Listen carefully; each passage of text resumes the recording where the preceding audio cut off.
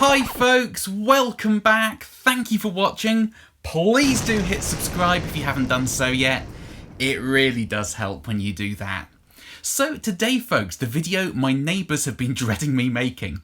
A couple of weeks ago I shot a comparison video between the two amps over my shoulder there, my Vajra JTM45 clone and the Orange Retro 50, looking at those classic sort of Marshall and Orange circuits and how they compared.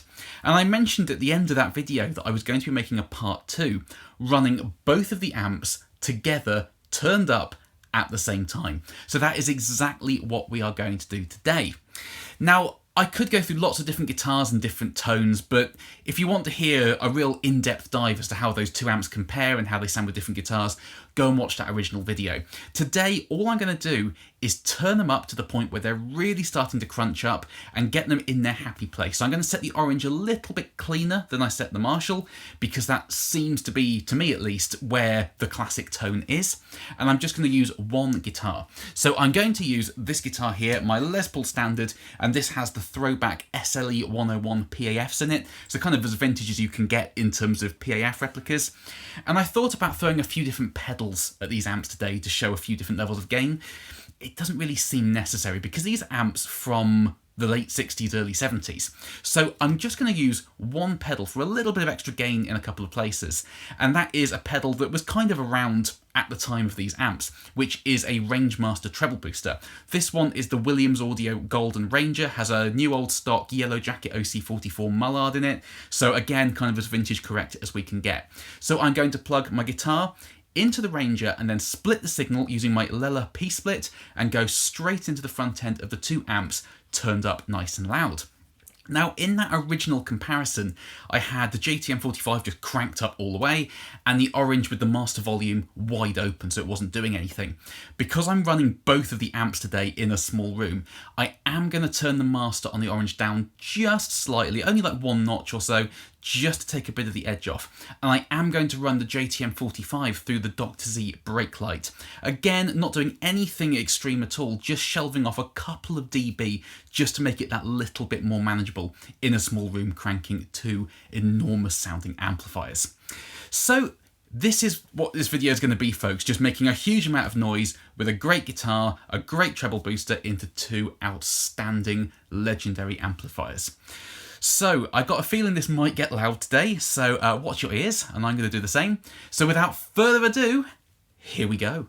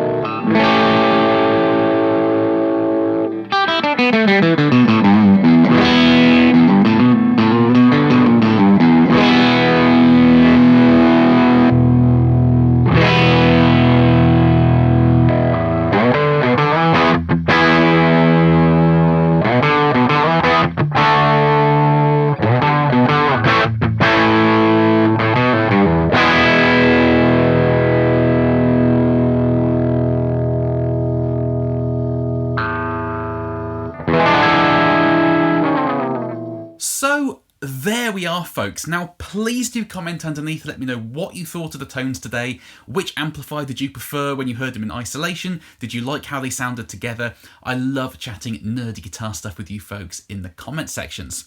Now, I think that's about as classic rock as I'm able to get in this room. A PAF-equipped Les Paul into a Rangemaster, into those two iconic British rock amplifiers turned up and working their magic.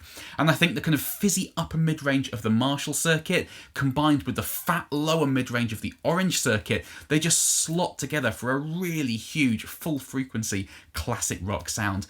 And sitting here in front of those amps turned up almost all the way, punching me in the back of the head, was just an amazing experience. So thank you for watching, folks. I hope this was a fun one for you. Please do comment with all your thoughts and opinions underneath. I love chatting with you guys. Please do carry on subscribing. I know I always say it, but it makes a huge difference when you do that. And I will see you very, very soon. Bye-bye.